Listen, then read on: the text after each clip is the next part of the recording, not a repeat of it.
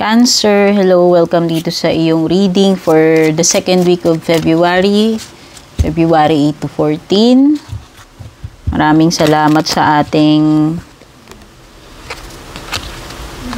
returning subscribers and followers sa FB, mga laging bumabalik-balik, nanonood, yung nag-subscribe sa ating YouTube, nag-like and follow sa ating FB. Sa mga hindi pa po nakaka-subscribe, like and follow.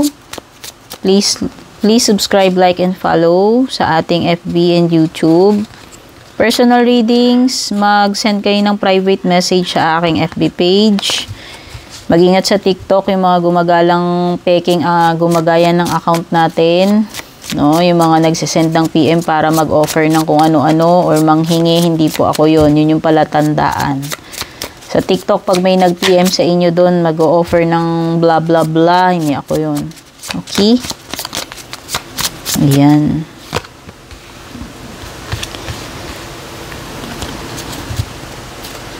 Red flag kapag may nag-PM sa inyo sa TikTok. Kasi hindi ko nga na binubuksan yung mga messages doon. Daming putok na yung inbox ko pero hindi ako nagbabasa. Eh lalo pa na maghahagilap pa ako ng mga taong ipi-PM ko. Imposible talaga. Tsaka wala akong planong magaganon. Wala akong planong mag-offer ng mga kung ano-ano doon or manghingi, lalo na. Nako, wala tandaan yun. Kung matalino ka, alam mo kaagad. Pag nangihingi ng kung ano-ano, nag-o-offer, hindi ako yun. Nako, may cane ka dito, ha? Sige, mamaya pag-usapan natin yan. Mag-pay attention ka sa health mo, ha? Cancer. Oh, hindi ako doktor, disclaimer, pero may binabanggit dito about your health. Pay attention, warning, pay attention to your health. Lalo na kung may nararamdaman ka, punta ka sa doktor. Sila lang yung mga experts pagdating dyan. Eight of Swords, feeling stuck sa iyong sitwasyon.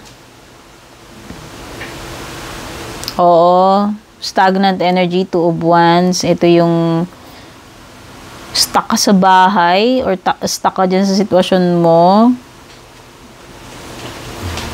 Naghihintay ka ng changes pero wala ka namang ginagawa, Cancer. Ikaw yung gagawa ng mga pagbabago dito. Kung hindi ka aalis dyan sa kinaroroonan mo, walang mangyayari. Kung hindi ka magte-take ng risk, kung hindi ka mag-i-step out sa comfort zone mo, walang progress, walang success. Andun ka pa rin, no?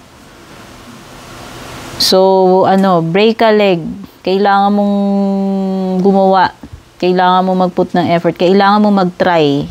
Or else wala. No? Ganun pa rin. Walang changes. Yun yung nakikita ko.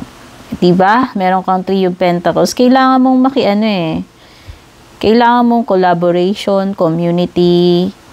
Kailangan mong mag-reach out, makipag-cooperate sa iba,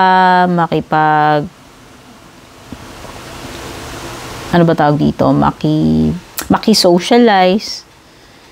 May mga bagay dito na kailangan nakikipagtulungan ka, nakiki-interact ka. No man is an island, no? So, yan. Pwedeng this is a card ng cooperation projects. So, pwedeng may mga bagong projects na paparating sa iyo. Okay? Pwede rin namang ito indication na yung mga bagay, hindi mo talaga kaya mag-isa yan. May mga times na kailangan talaga ng mga makakatulong. Okay? Yan.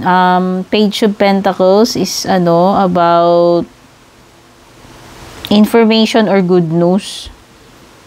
Or pagiging resourceful.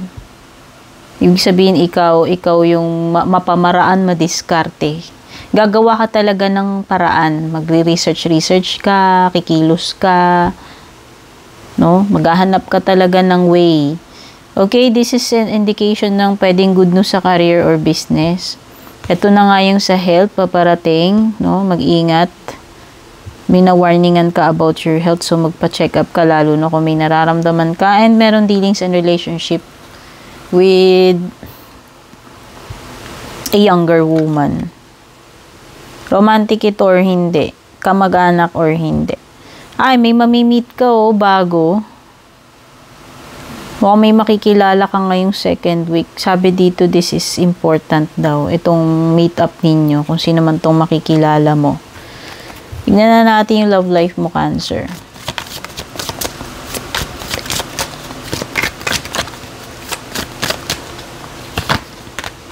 Ay, realizations and hopeless. Okay. So, magigising ka na sa katotohanan, Cancer, na wala nang mangyayari dito. Walang mangyayari dito sa relationship na ito. Darating ka lang sa point na magiging hopeless na.